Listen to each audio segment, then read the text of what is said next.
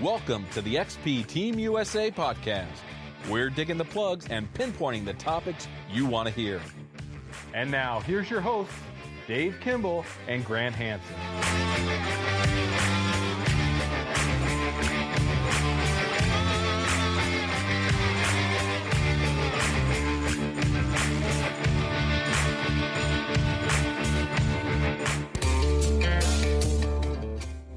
This show is brought to you by XP Metal Detectors. XP Metal Detectors is a high-end, innovative metal detector company with great machines and great pinpointers.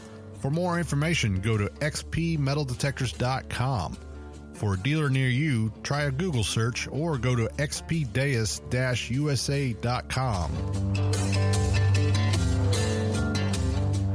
Hello and welcome to the XP Team USA podcast. I'm your host, Dave Kimball, coming to you from Central Oklahoma, and I am joined today by my co-host, Grant Hansen, coming to you from New Jersey. How you doing, Grant? How's your vacation been?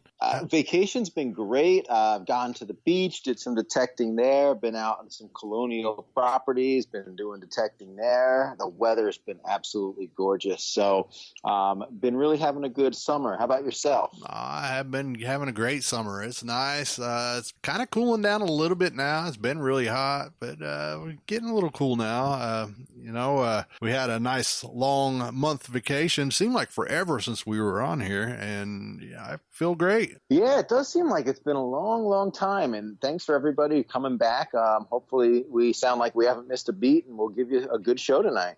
Yeah, so how was the beach over there with Deus? It was really impressive. I saw Gary Blackwell's got a video on YouTube for beach settings for the Deus. There's actually one for the ORX as well. So I said, you know what, I'm going to give it a shot. I'm going to go on the wet sand, which in New Jersey has been known to cause different machines problems. And it was super stable. I was getting solid targets. I wasn't getting a lot of noise.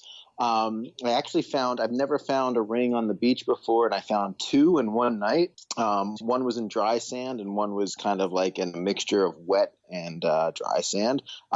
Super deep targets. I was really, really impressed with it. Oh, yeah. I saw the pictures of those. Yeah, it's a great thing about water hunting, man. There's a great chance of finding rings and gold and all kinds of good stuff.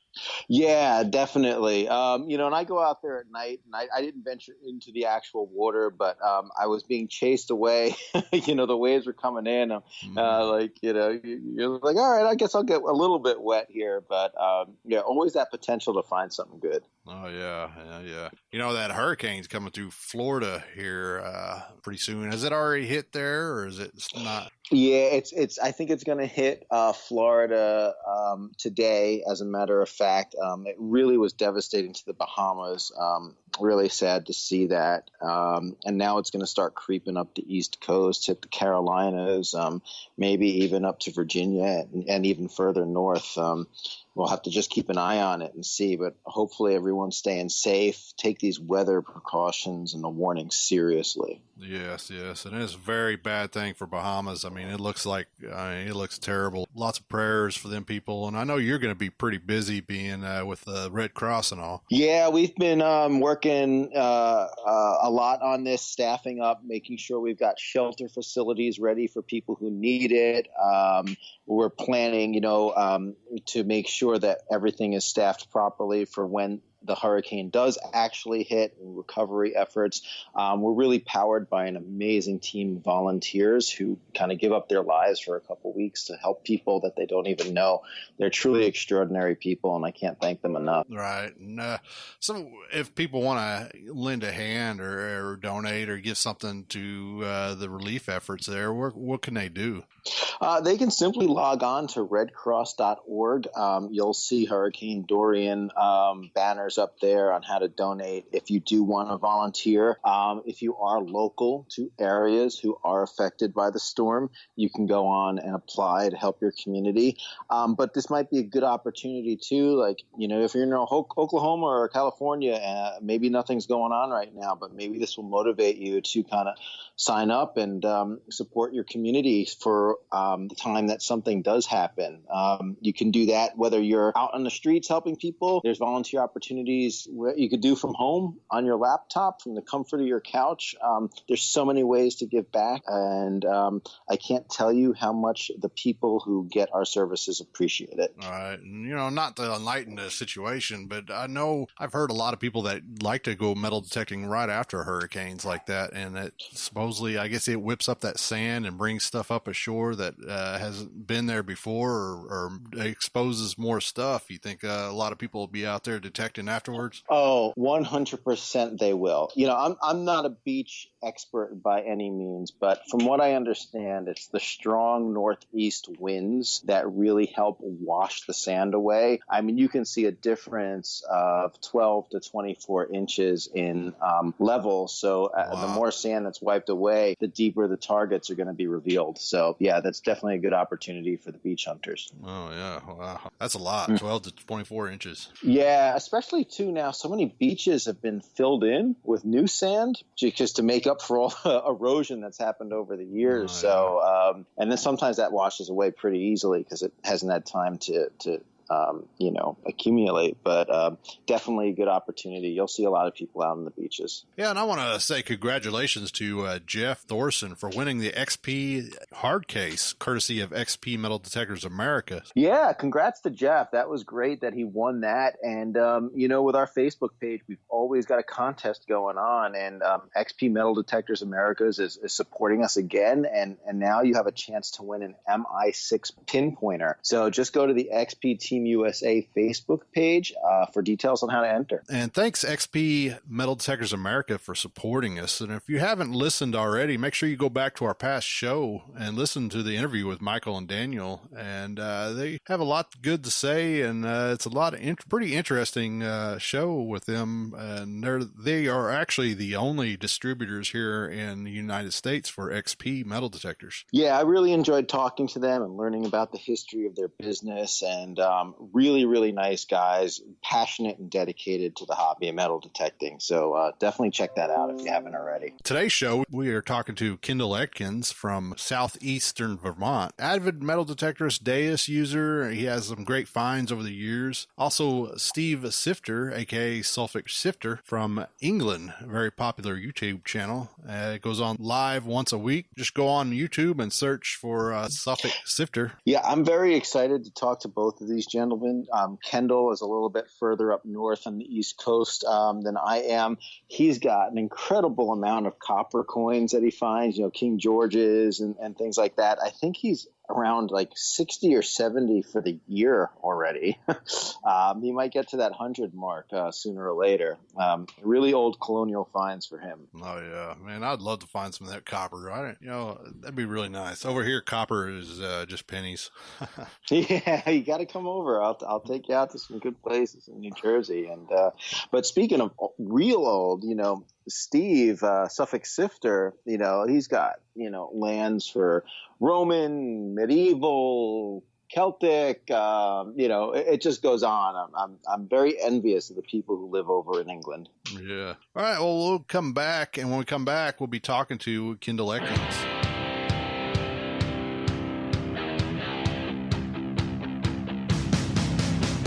If you are looking for more information about XP products such as dealers or updates, then check out MetalDetectorsAmericas.com.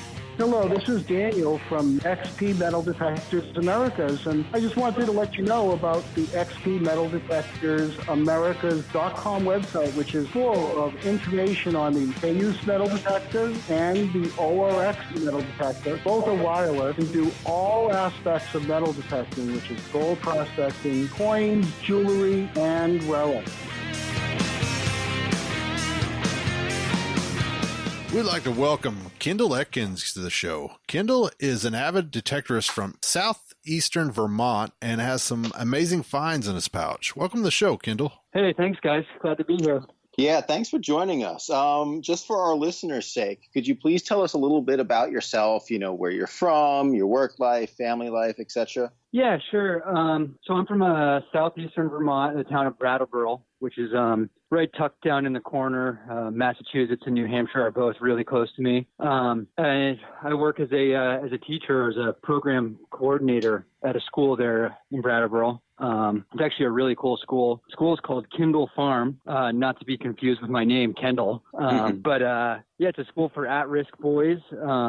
They're sent by their school districts to us because, their school districts can't quite give them what they need in a public school setting. So I mostly work with middle and high school age boys, but also have been pretty fortunate to kind of work with all the age groups there at the school. Pretty special place. One of the things I really enjoy about it is I actually get to take kids out detecting on a pretty regular basis. I run a few activities to bring the boys out and get them out and checking out some machines. So that's pretty fun. Oh, that is awesome. Yeah, so working with high-risk kids must be challenging and rewarding. How did you and your wife get started down that path? It's interesting. I didn't really plan on that path at all. I came out of the University of New Hampshire about halfway through. I'd been studying economics and wasn't really sure what I wanted to do, so took some time off and just found myself working as a classroom assistant in this school. That was 18 years ago, actually. And my wife, I actually met her while we were both working at the school. She comes from New York City and came to Vermont to teach, and we fell in love there and been together for about 12 years, married 5 years ago. So that's great. It sounds like you both found some good places. So that's awesome. You mentioned earlier that you take kids out metal detecting, and you have a program called Mentors Through Metal Detecting. Is that a program you initiated? How did that get started? Yeah, that's a program myself and another staff who also likes to metal detect started. We started the program just by bringing boys out to some fields and to some cellar hole sites that were our personal permissions, and just wanting to get the guys out there and teach them a little bit about metal detecting. And we had a lot of our high school and middle school kids were really into it. And so the program just kind of kept growing and growing for the older students, and then we wanted to figure out a way to get the younger kids involved. So we kind of came up with this idea of our older students mentoring some of the elementary school students. And so that program got started. We did some fundraising through GoFundMe, and a lot of super generous people from the metal detecting community donated money, machines, equipment of all sorts. And so we were able to really get that program off the ground. And now we serve probably about 20 to 25 kids total. Wow. That's fantastic. That is pretty cool. So what got you started in metal detecting, and what really ignited the spark in you? Yeah, that's a great question. It was something that I had dabbled with for a few years with kind of less expensive machines, less sophisticated machines. And I went out, maybe a couple times a summer. And then, about 3 years ago, I just, for whatever reason, just kind of started getting more and more into it. I got a Minelab Safari used and just started detecting more and more. And I think the thing that really got me into it was that I started finding good sites. Actually, before then I was just kind of going out wherever I could to parks and schoolyards and finding clad and stuff like that. But, 2 years ago, I really started working on my research and checking out old maps and going to the Historical Society. And I started finding sites that, I was finding coppers and silvers and good stuff. And that really just ignited excitement, I think. Yeah, nothing like good finds to get you more addicted to it. Oh, yeah. Yeah, absolutely. Yeah. And you are now a Deus user, correct? How did you get introduced to that detector? Well, it's funny. Actually, the Deus is one of the first detectors I ever used. I borrowed it from a friend who had just recently got a CTX. And so I got to use the Deus. And, as a super novice, I thought it was cool. But I liked it and kind of learned on it a bit. Then I couldn't afford a Deus at the time. So I went through some other machines, the Safari, the Equinox. And then 2 years ago, I just said, I want to get a Deus again. There was just something about that machine that I just liked. I love how light it is, how fast it is. And so I traded my Equinox when they were still super hot and got a Deus. Nice. Yeah. That's the right time to do it. Yeah. Yeah, that's a good trade. So being in Vermont and very close to Massachusetts and New Hampshire, you have a variety of really old spots you can detect on. Is there any type of detecting you prefer, such as like permissions or farm fields or anything like that? Yeah, I mean, I think I love cellar holes the most. I mean, that was a big part of me switching up from my Safari. It's just the Safari is a good machine, but it's slow, and so I wanted something that was fast and I could work through the iron. I just really like cellar holes. They're you're in the right spot. There's always artifacts of some sort to be found, some sort of relics. I mean, there's the good ones and there's the not so good ones, but you just kind of know you're going to find something. Yeah. That's a very popular answer for that type of area. Yeah. I mean, I like doing farm fields too and hay fields, but I kind of get bored in those actually.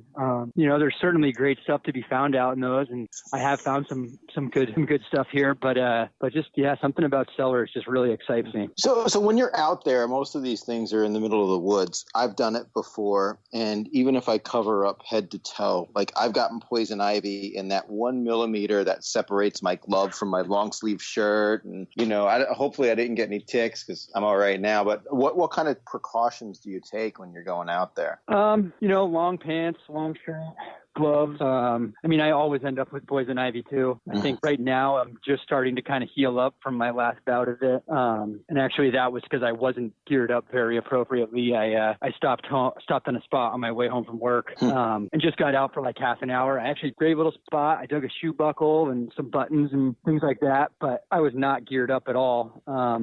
I just had my work clothes on, didn't even put my gloves on. So I was pretty excited when I got home with a shoe buckle and the other finds, but woke up in the morning and my arms were covered in poison ivy. Yeah, I've been there.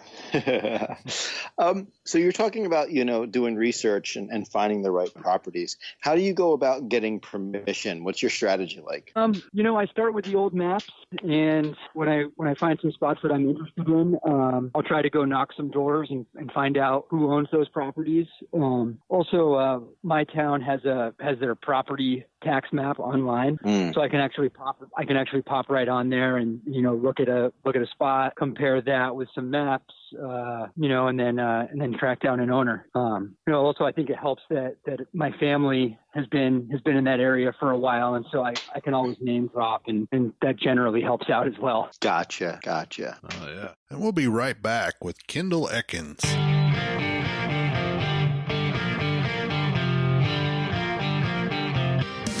XP has introduced its new ORX machine, a high-end machine at a mid-range price. The ORX has 4 factory preset programs, 2 gold, 2 coins, also 2 user programs. The ORX comes with a high-frequency coil and is compatible with the X35 coils. The ORX is now available in the USA.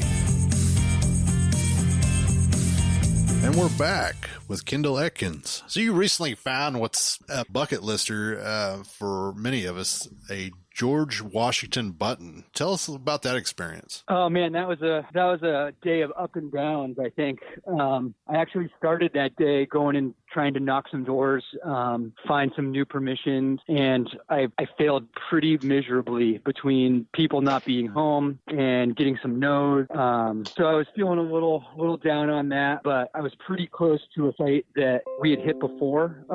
Actually, a site that we kind of pounded before. And I thought, well, it's something, and I'll go there for a little bit and see what we can find or see what I can find. I was just out by myself, and it wasn't getting a lot of signals. Like I said, we had hit that spot pretty hard before, but I was just kind of working along the road up in this wooded patch where I knew there were some couple cellars there. And actually the signal was pretty crummy. I pretty much expected it to be some trash. Dug it, and I said, wow, that's a big button. Brushed off a little dirt, and I said, that's an eagle on that button. And it was a GW. Awesome. You must have been over the moon. Yeah. Actually, I live dug the second half of it. I mean, I had already pulled it out, but I was like so ecstatic. I just turned on my phone, and I mean, I wasn't fully sure what I had. I thought I could see that eagle on there, and I was pretty sure it was a GW, but I think there was a fair amount of curse words in that video that's out there. It was pretty freaking unbelievable. That's awesome. Yeah, that is awesome. You know, something that's on my top 10 list is a Fujio, and you've actually found 3 of them. Is that right? Yeah, I have. I mean, were they all like at the same spot, different places? Oh, they were all in different places. I found my most recent one just a couple of weeks ago at the Patriot Dig in Connecticut. A lot of great detectorists there. Some big fields, and not a ton of great stuff were coming out of the fields. And so I checked in with the event runners and asked if I could pop into a little bit of woods on the side of the field, and they said go for it. And about 10 minutes into my little excursion into the woods, I said, oh, that's a copper for sure. I think it was a 92 or 93 running the hot program, and popped it out. And as soon as it came out, I saw those rings, and it was a Fujio. Awesome. So I hope to one day be cleaning off a coin and see those rings. I dug a really nice one actually last fall that it's just like, I mean, I don't know if you could get one any better out of the dirt. The other 2 are, you can see the rings and you can see the little impression of the sundial, but the one I dug last year is just sweet. So, just all from different places and luck of the draw, I guess. So you find a lot of colonial coppers up that way. How many have you found so far this year? I'm pretty close to 40 this year. Wow. I had a couple of bomber days where I dug like 3, 4, 5 in a day, which really helped the totals. But yeah, I'm right around there. A lot of KGs. I found a couple Connecticut's this year. So of the 40 or so that you found, how many can you identify, and how many are just toasted beyond identification? It's probably close to a 50-50 mix there. Definitely have dug a lot of slick. But a handful of them or more have been in like quite good shape, and then a lot that are identifiable as a KG2 or a KG3, but can't quite get a date off of it. Digging fields, especially the cornfields with all of the manure and the fertilizers and stuff like that, really trashes the coins.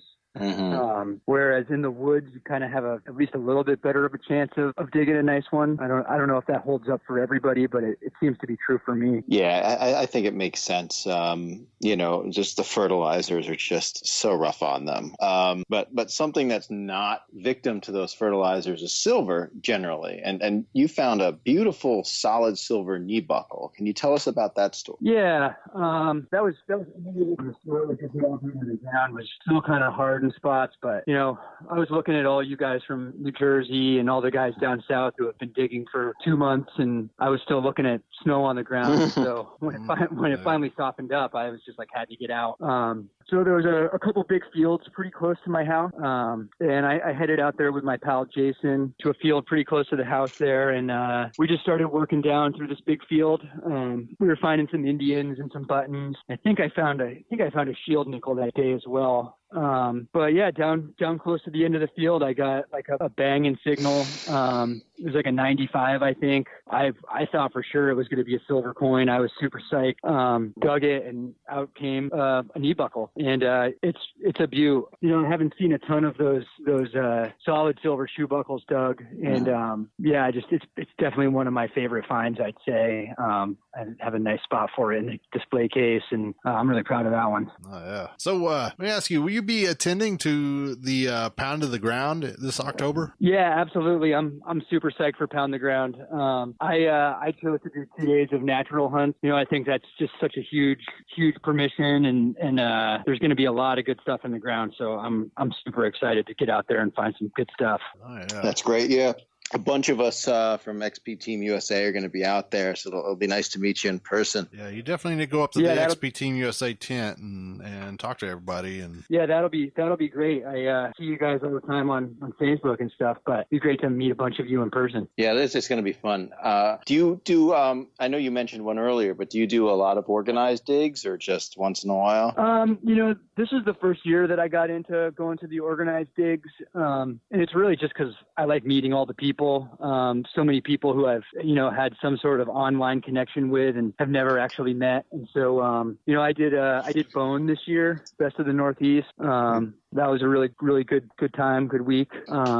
Yeah, and so I'm getting more into those. I have not heard that one yet. The Bone? No, I didn't either. I'll have to look into that. Yeah, that one's cool. It's actually like a week long. It's up in southern New Hampshire, actually pretty close to where I'm at. They usually get some pretty good spots. There's usually a pretty big group of people there hunting, and they do dinners every night. It's fun. Huh. Yeah, that sounds pretty interesting. I might have to look into that. So, in addition to detecting, you're pretty much an outdoorsman when it comes to hobbies and everything. What else do you like to get out in nature and do with your free time? I love camping, hiking. In the wintertime, I snowboard and snowshoe. I also really enjoy shooting. Not a hunter. Not that I have anything against hunting at all. It's just the hunting aspect of the outdoors and shooting just never really quite came together for me. Though I consider it pretty often. But I do like to get out there and target shoot and stuff like that. Yeah, again, you're in a great area for that too. I think if you wanted to get out, a lot of wilderness and stuff out there. We have a lot of beautiful untouched places out here still, if you can find them.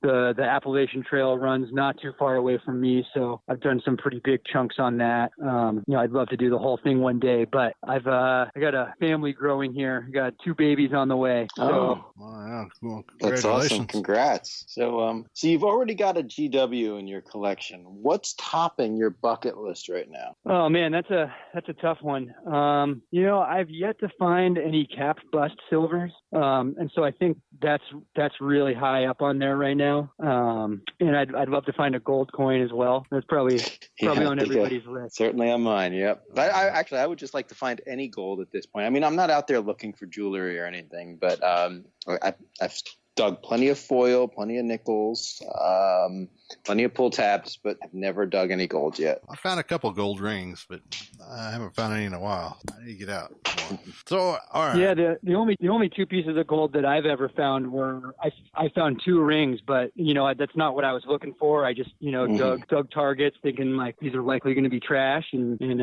dug 2 gold rings. But yeah, I like finding the old stuff, so I'm not usually looking in the places that you'd find the more modern jewelry and stuff. Okay, so if you were ever given a one-day pass to hunt anywhere in America that's always been off limits to metal detecting, where would you hunt? Oh man, that's a good question. The one I think about the most is a little obscure, but there's a place up here in Vermont in a national forest where they held the log party convention, and I don't remember the year. That's for William Henry Harrison, I think.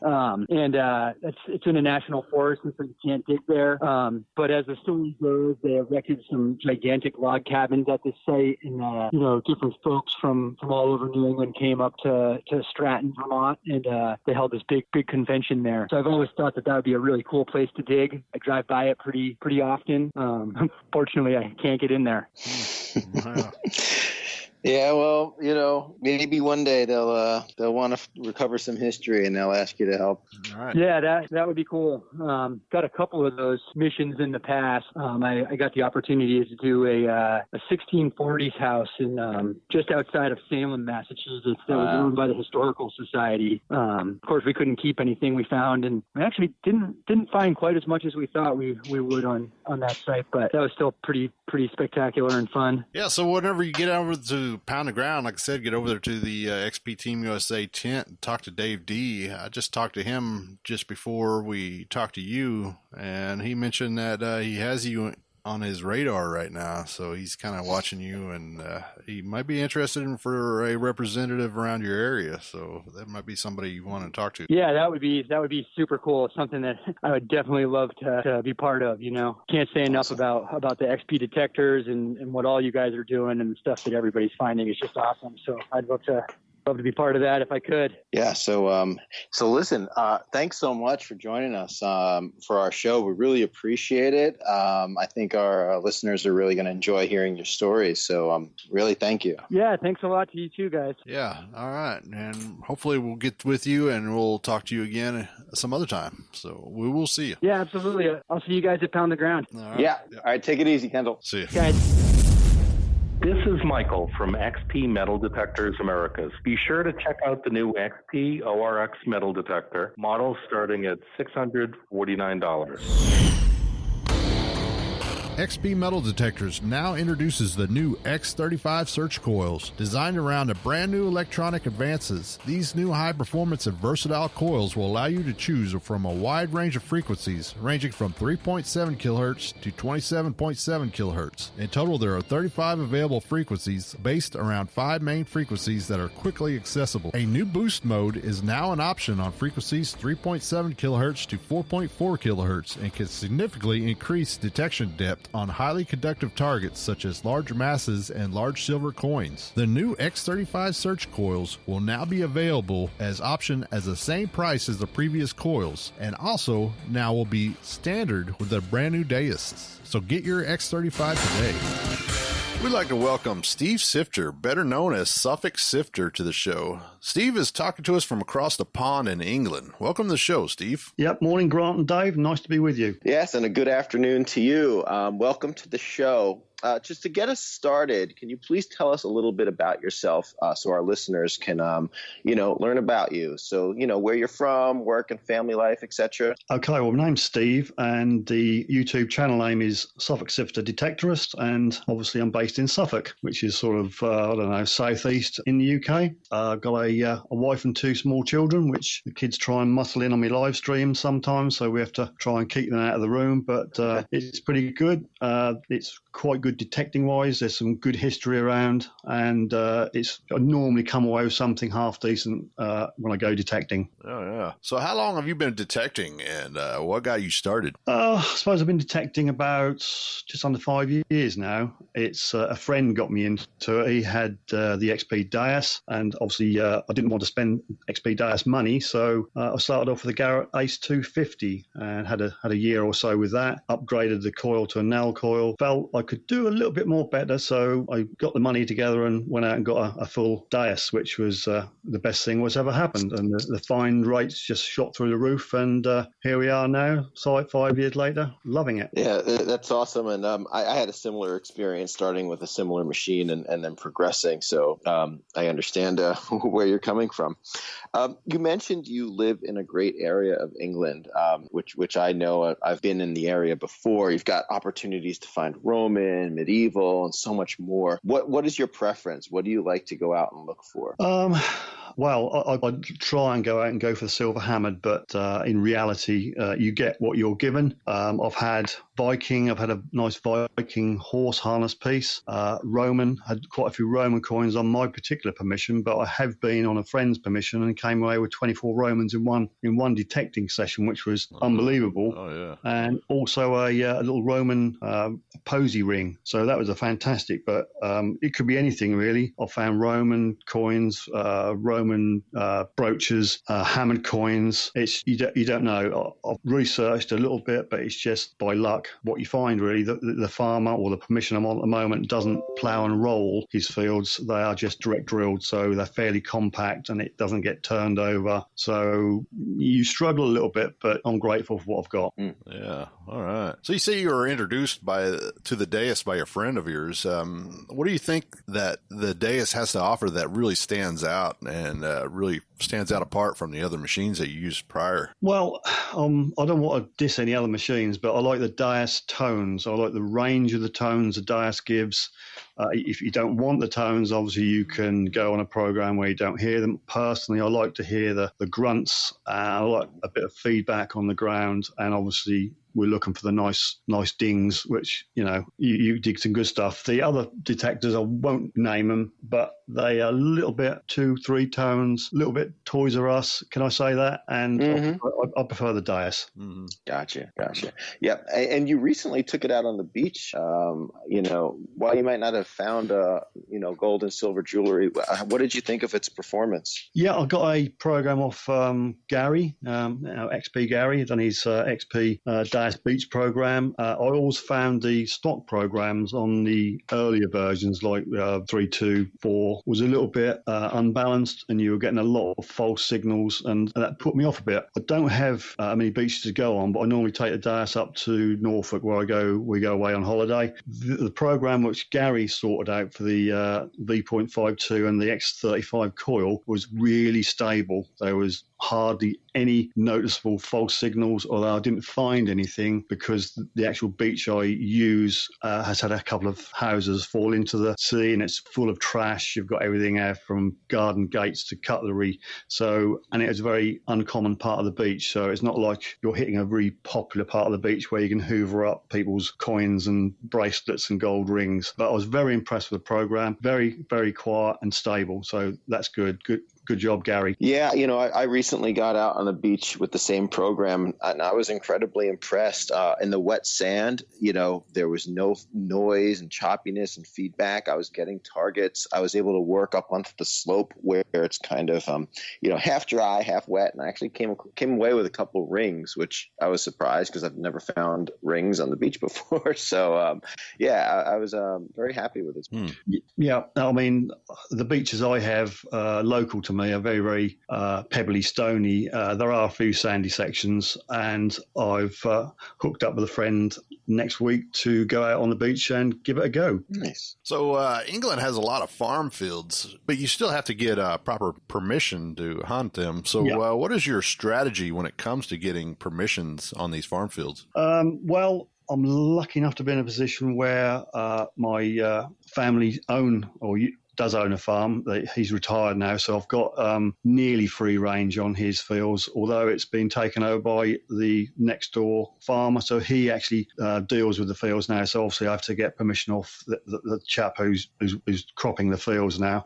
But yeah, there's a lot of fields to choose from. But as I say, I've got a very, very limited window because once they're harvested, it's not long before they're direct drilled again, and then it's a sort of a no-no. So I've got to get in there while things are good, really. Gotcha. Yeah, and you were mentioning, Hammards, Romans, Vikings. What are some of the key finds that really stick out that like really made your day, like a specific coin or a specific artifact? Well, about a year or so ago, I just happened upon quite a not very good looking piece of metal, really, and I thought it was an owl decoration, but I had it up the wrong way, and it turned out to be a 9th century Anglo-Saxon strap end, complete with the silver rivets where they used to rivet the actual strap end onto the leather belt or strap or whatever. So obviously that had to go away to Fines Liaison and up to coroner to decide whether the museum had it or I had it returned. And luckily for me, I had it returned. So that's probably one of my better ones, followed by an eyes only, which was that Viking horse harness piece just laying on the top of the ground, which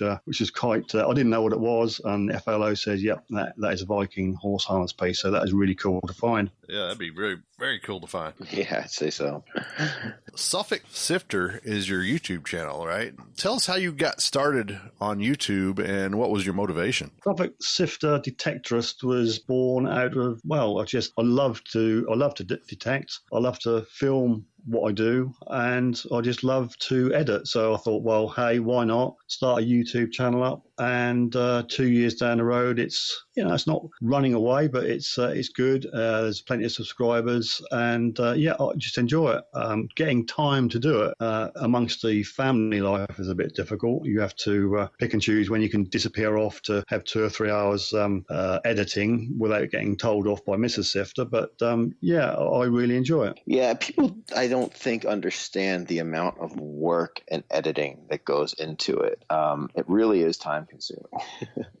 Yeah, I mean, you can have 2-3 hours detecting, have enough clips, about an hour's worth of clips, come back, then you edit out all the rubbish stuff and the stuff you want, and I can spend anything up to 4 or 5 hours just on the editing stage. Mm-hmm. Then you've got to take your photographs of the finds and then make them into transparencies to put in your video. It's as good as you want your video to be, really. If you just want to edit it, bang it up there, it'll take a lot less, but I'm a little bit of a perfectionist, and I like to get the videos as good as I can get. Yeah, and your channel has grown to over 1,000 subscribers now. What are your longer term goals? Anything? Just like to keep growing. Really, I'm not in it for any sort of financial gain. It's just for the love of the hobby. I love detecting and sharing what I find with other people, and it's very encouraging when you get really good comments back saying, "Hey, great, good video." Obviously, you get a few thumbs down, a few negatives, but that's par for the course. So, what tips would you you have for others who want to make the mark on YouTube? It's a lot of hard work.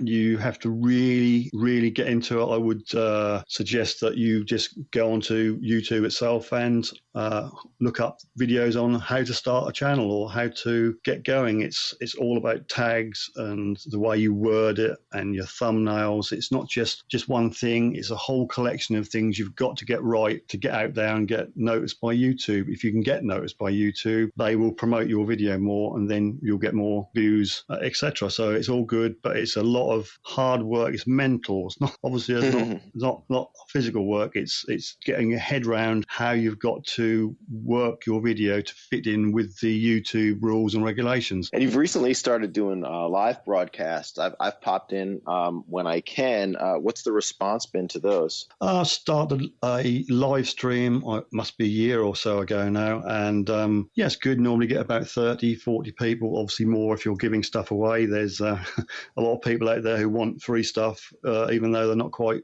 into metal detecting. But yeah, I think I've got the live stream sort of fairly nailed down. I work with a green screen system so I can put a nice background in. I've got loads of stuff going on screen, and we normally start off talking about metal detecting. I have a show your finds feature, so I get pictures of people's finds sent in, and then we show those on screen, have a chat, ID them, and then that just generally descends into chaos and we talk about anything else. So it's a bit of a laugh, but we do start off talking about metal detecting at the start. Yeah. So you've also been known to hold a contest or two. Has that really been successful? And can you tell us a little bit about that? Yeah. They having a contest, having some giveaways can help boost your channel. I have to give my thanks to Regton, Nigel and Marcus from Regton. That's a UK metal detecting company over here. It's regton.com, and they support the channel and they give me a few freebies and stuff to give away. So with their help, I can do a decent giveaway, and yeah, you get some good results. I've done Christmas giveaways and the 1,000 subscriber giveaways and memorable stages in the channel. Normally I have a really good giveaway, and then of course every week normally I'll give perhaps a sticker or a badge or something away or whatever I've got to hand. So it's good and it helps boost the channel. So please tell some of your metal detecting themed products like mugs and t-shirts. You've got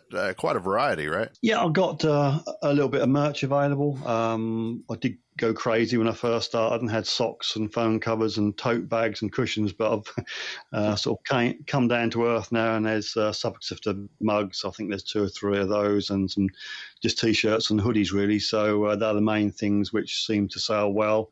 So we sort of concentrated on that rather than going off on a cushion or a pair of socks, which you'd never sell. Gotcha. In addition to your own private permissions, do you ever attend weekenders or rallies, or do you just kind of want to get out by yourself or with a few friends? I've always been a bit of I don't know if you call it selfish or not, but I like my own company. I normally go out on my own. The first club dig I went was last year. I just have to get used to lots of people. I mean, when I approach a field, I like to know what I'm going to do. I'm going to go up there, come down there. But with a group or a club dig, everybody's going over everywhere, and you just can't sort of do what you want to do. But I attended Spring Detectable earlier this year, and apart from the detecting and that Hambledon Hoard, that massive hoard they found, and I walked over that. I actually walked over that with my machine turned off. Now that's another story. Oh. And I have been invited to the Spring Detectable, which is 14th, 15th September, and I'll be on the Regton stand. So thanks to Nigel and Marcus for that. And, if anybody's going to be at the Detectable this year, come and say hi. There'll be me there with Nigel and Marcus and the rest of the Regton YouTube team. So that should be really good. I like the socialising bit of it as well. Nearly killed myself on the Spring Detectable. I walked and didn't do much of the socialising, and I'm not a youngster, and I did feel quite worn out, should we say. So the Detectable this year, I shall split my time between a bit of socialising, meeting the subscribers, and doing me a little bit on the Regton stand. Gotcha. Yeah, and do your kids ever get out with you detecting, or do you think they're going to ever start? Well, the youngest Amy haven't got no interest in it at all. Evie has came out with me once or twice, and to be quite honest, she'll start off good, and then she's looking at butterflies and stuff like that. So no, I don't think until maybe they get a little bit older that I will have a detecting buddy from one of my girls. So for newbies just starting out in this great hobby of metal detecting, what kind of advice would you give them? Well, I'll go out with if you know somebody who does detecting, first step I would have thought is to go out with those and just see what goes on. If you want to get into it yourself, don't spend a whole load on a really expensive machine until you really, really, want to go into the hobby, because you can get through a few dollars. Start off with a cheapish machine. No disrespect to Garrett, but they do a nice middle range machine. I just purchased one for a friend of mine. I think it was the 400i, and it came in a kit form. Nigel done a good deal, and the guy's happy as Larry. So start off small, and then if you really, really like it, then you can upgrade your detector to a higher end machine. Yeah, I think that's really, really good advice. And you've been detecting for quite a few years now. You've found some amazing stuff. What's number one on your bucket list? What haven't you found that you really want to find? Well, I've found no gold. I have not found anything gold at all, whether it be old or new. And my subscribers always joke with me that if I find anything gold, I've got to film a naked gold dance.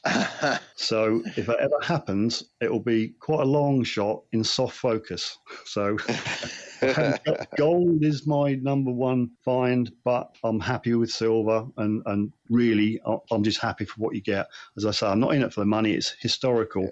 I mean, to pick a Roman up, and you're the first person to pick it up for what, 1,700 years, 2,000 years? Yeah, it's amazing. Yeah, that would be very cool.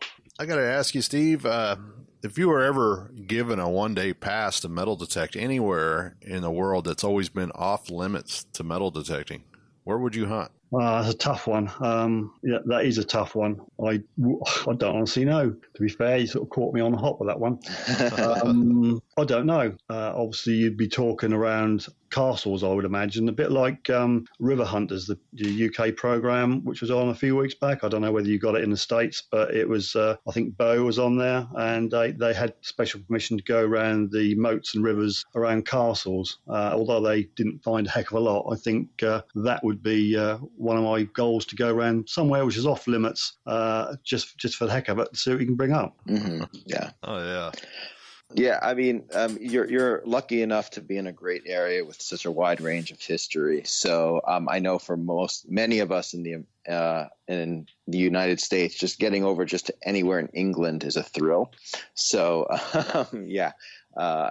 luckily you're set with some good opportunities. Yeah, permissions are a problem. I mean, I tend to shy away from doing face-to-face asking. I normally write a letter, but recently I've gone onto social media. I've just last week secured 2 permissions just outside my area, and they've got great potential. They're a little bit overgrown. I had a quick look the other day. It's a little bit long to detect at the moment, but hopefully when they're cut or harvested or whatever's going to happen, and I've had the promise that they're going to be ploughed and rolled, that'll be good. But I've also been having some great invitations to permissions. I've got a friend of mine who runs another YouTube channel, Extreme Metal Detecting UK, and I've gone out with those chaps on a few occasions, and that was the occasion I came away with 24 Romans and a Posey Roman ring, which is fantastic. So those guys know how to nail a permission. Yeah, that's just as good or even better than finding something in the ground, is getting that permission. Yeah. Well, we really want to thank you for joining us today. We've had a great conversation. I appreciate it. Can you recap everywhere on the web people can find you? YouTube, Facebook? Yep. Just search for Suffolk Sifter Detectorist on YouTube. You'll find me on there. Please subscribe, and don't forget to hit that bell, because if you don't, you won't get any notifications. There is also a Facebook group. Again, search for Suffolk Sifter Detectorist. And I've also got a website which you can go onto, which is www.suffolk-sifter.uk. All right. Yeah, that sounds really good. And it was great talking to you. And we'd like to have you back on again some other time. Yeah. Thanks, Grant. Thanks, Dave. It's been a pleasure. I hope I've been reasonably interesting. Yes. Oh, yeah. Definitely so. Thanks so much. Yep. Thanks. Thank you two guys. Thank you. All right. We'll see you. Take care. Bye. Check us out online at xpdeus-usa.com. All right, we're back, and that was Suffolk Sifter, and he was very interesting to listen to. Yeah, I really enjoyed him, and I have checked out his live YouTube feed once in a while when I can. There is a time difference because he does it at night, and it's about 4 p.m. my time. But really good show, really good interaction in the live chat. A lot of nice people are tuning into that. Yeah, all right. And be sure to check out the XP Team USA Facebook page and our YouTube channel. Just type in XP Team USA, and you should find us on just about everything. We got a Twitter account. Is that right? We got a Twitter account. We're on Instagram at XP Team USA. I would say follow everything because we've got contests going, different contests on different social media properties. So you're really increasing your chances to win. All right, yeah. So if you get on any kind of social media and you type in XP Team USA, you might most likely find us. And if you don't, let us know and maybe we'll get on there. Yeah, definitely. And, for our YouTube channel, we've been pumping out a lot of videos lately. I've got something new up there. Lenny Quellen has a couple new videos, and the Minnesota Beach Boys working the Deus and the ORX in the water, just pulling up ring after ring, those guys. Oh, yeah. And then not only that, but we also have big plans in store. So there's something new coming. So we'll find out what that is. Mm-hmm. Can't wait. All right. Well, we'll see everybody. And our next show will be September 20th. September 20th. Yep. September Friday night. 20th. All right. Well, we'll see you then. Take care. Get that permission, put the coil to the soil, and we'll see you next time right here on the XP Team USA podcast.